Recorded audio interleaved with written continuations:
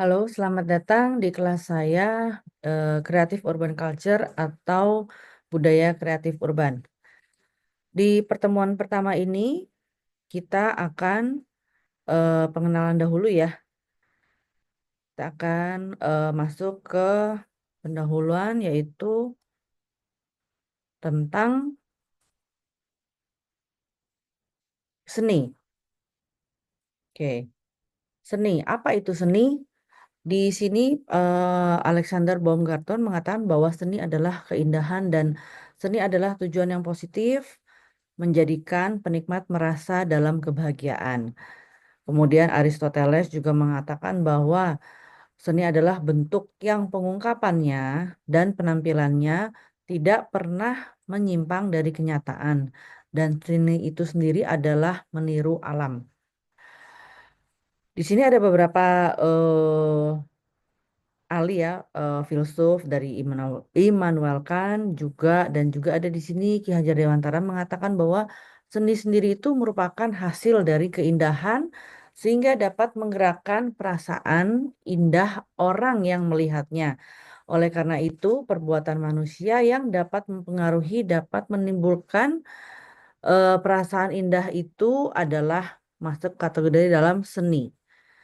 Dan di Sudarmaji mengatakan bahwa seni adalah segala manifestasi batin dan pengalaman estetis dengan menggunakan media, bidang, garis, warna, tekstur, volume, dan juga gelap terang.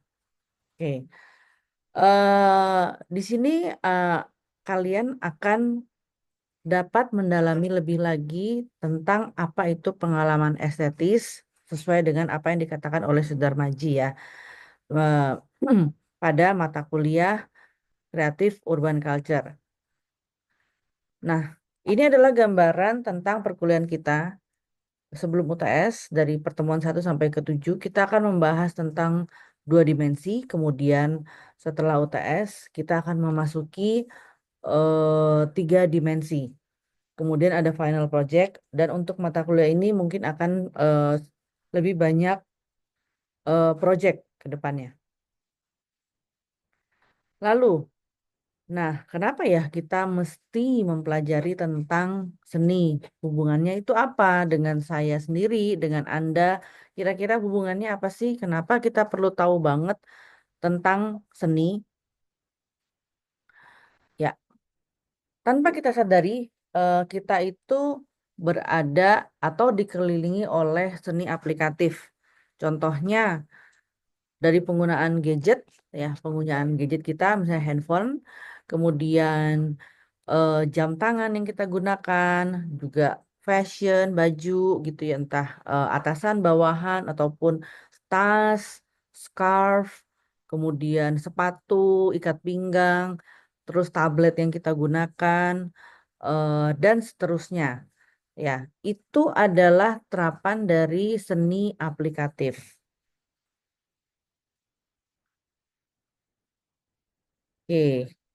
Di sini kita lihat bahwa tanpa kita sadari bahwa seni itu ada dimanapun ya, dimanapun yang melekat di tubuh kita juga dan juga apa yang kita gunakan, yang kita pegang ataupun yang melekat keseluruhan seperti baju dan seterusnya.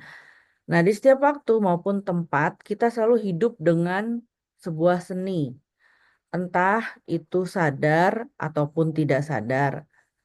Saat kita bangun dari tidur dan hendak beraktivitas, tanpa sadar kita akan memikirkan busana apa yang hendak kita gunakan. Jadi, eh, biasanya nih kita bangun tidur, lalu ya seperti biasa kita mandi.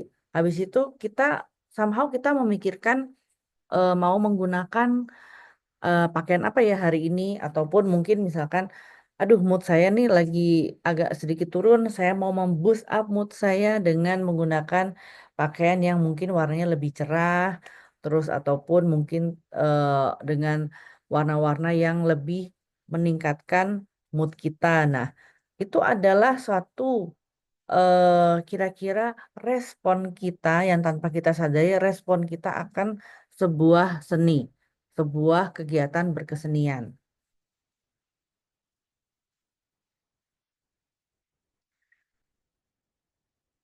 Seni aplikatif sering juga dikenal dengan seni terapan. Dia itu mengandung unsur estetika atau keindahan, lalu memiliki nilai guna dan fungsi selain estetika. Jadi, seni aplikatif itu tidak bisa disebut sebagai aplikatif jika dia hanya atau tidak mempunyai nilai fungsi di dalamnya. Jadi artinya di sini jika dia hanya sebuah misalkan hanya memiliki nilai estetik saja, jadi dia itu masih belum bisa dikatakan dia itu sebuah seni aplikatif. Kemudian penggunaan seni aplikatif ini bukan hanya dinikmati sebagai karya seni, tetapi ada manfaat di balik keindahan pada objek tersebut. Ya, contohnya seni aplikatif itu ya tadi ya, misalkan handphone yang kita gunakan itu pada saat kita memilih handphone tentunya selain bentuknya, desainnya, warna, tetapi juga fitur-fitur di dalamnya. Apakah fitur tersebut sesuai dengan kebutuhan kita ataupun tidak? Nah, itu adalah salah satu contoh terapan dari seni aplikatif. Nah, ini ya contohnya aplikasi seni pada IT atau information technology. Di sini ada handphone, ada tab, ada iPod mungkin bagi yang masih tahu tentang produk iPod yaitu untuk mendengarkan musik. Kemudian selanjutnya di sini dikatakan bahwa ada kok desainer namanya Coco Chanel itu yang punya brand Chanel ya. Dia itu mengatakan bahwa luxury must be comfortable, otherwise it is not a luxury things. Jadi menurut dia kemewahan itu harus memiliki nilai kenyamanan. Jika tidak nyaman, artinya itu bukan mewah. Jadi arti atau definisi dari luxury atau kemewahan sendiri itu tidak bisa dibakukan dengan sebuah angka yang konkret ya. Jadi katakan mungkin ada yang tahu sepatu yang mahal banget itu harganya di atas 10 juta Louboutin. Nah, itu sepatunya itu kelihatannya keren, mewah. Tapi belum tentu jika kita menggunakannya itu nyaman gitu ya. Saya pernah pengalaman pribadi saya pernah menggunakan sepatu yang harganya 4 juta, tapi pas pada saat digunakan itu sangat tidak nyaman gitu. Memang keren, bagus, cantik, bentuknya sangat elegan, materialnya pun grade-nya grade A, tapi pada saat digunakan itu tidak nyaman buat saya. Jadi kalau berdasarkan Coco Chanel mengatakan kalau kemewahan itu harus nyaman, artinya sepatu dengan harga 4 juta tersebut tidak mewah untuk saya gitu. Oke, jadi di sini kita lihat ya ada suatu produk-produk. Contohnya ini ada kursi akupunto, ada sofa, ada sebuah ruang kerja yang terlihat nyaman ditata sedemikian rupa.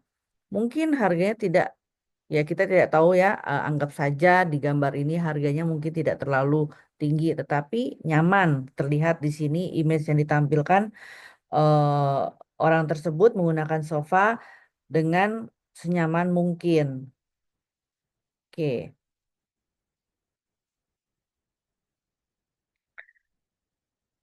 The attraction of beauty.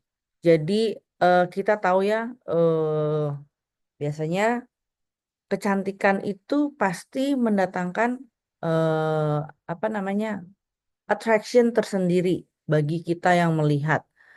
Contoh kita ya, misalkan dalam memilih pasangan deh, pasti biasanya pada umumnya first impression yang akan kita lihat itu adalah dari sisi fisiknya, visualnya yang dilihat, entah itu wanita ke pria atau pria ke wanita.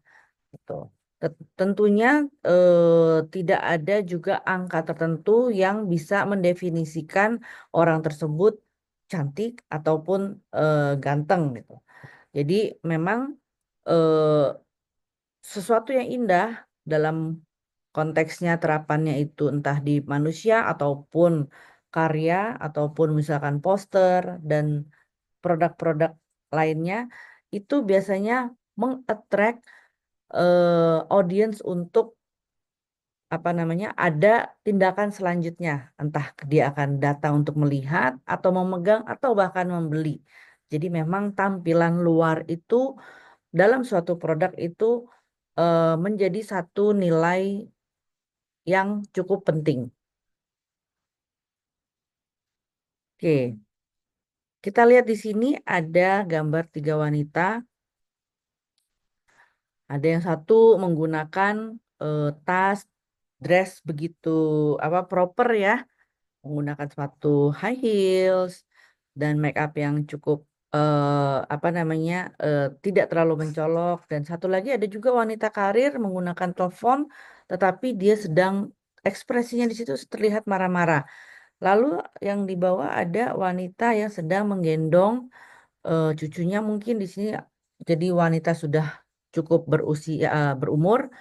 Di sini kalau kita lihat bagaimana kecantikan menurut Anda.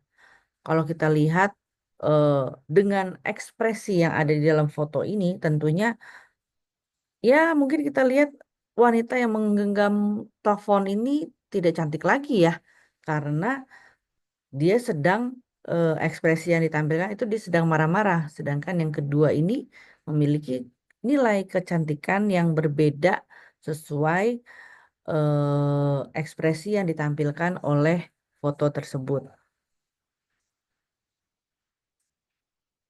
Oke,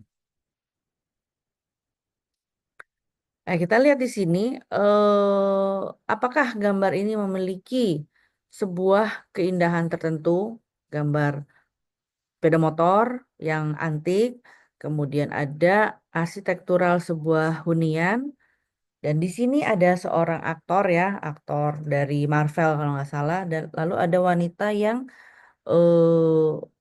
bermake up sedemikian rupa, sangat fully make up. Di sini, apakah menurut kalian keempat foto yang ditampilkan ini menarik atau indah? Nah, itu kembali lagi ke persepsi kita sebagai individu melihatnya. Oke, kenapa kita tertarik dengan hal yang indah? Itu rasanya sudah lumrah ya, kalau kita tertarik dengan sesuatu yang indah. We wear clothing and jewelry, we buy the biggest, most beautiful houses we can afford.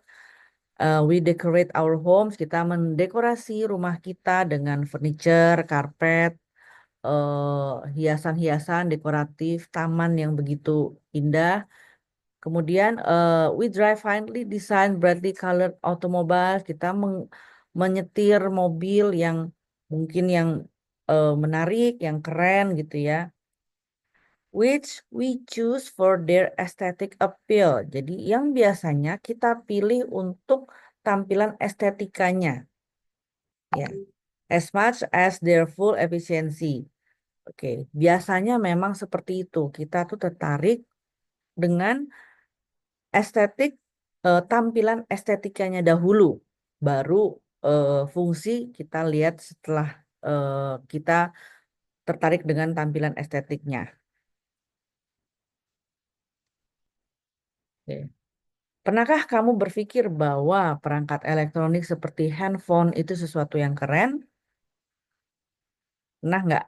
Mungkin pasti ada lah ya. Oh, ya handphone ini ternyata bisa begini. Oh, kalau Android bisa begini, begitu. Pasti kita ada pertimbangan hal-hal seperti itu. Oke, kira-kira begitu untuk introduction dari pertemuan pertama tentang seni ya, seni dan pengalaman estetis. Untuk pertemuan pertama ini saya rasa cukup.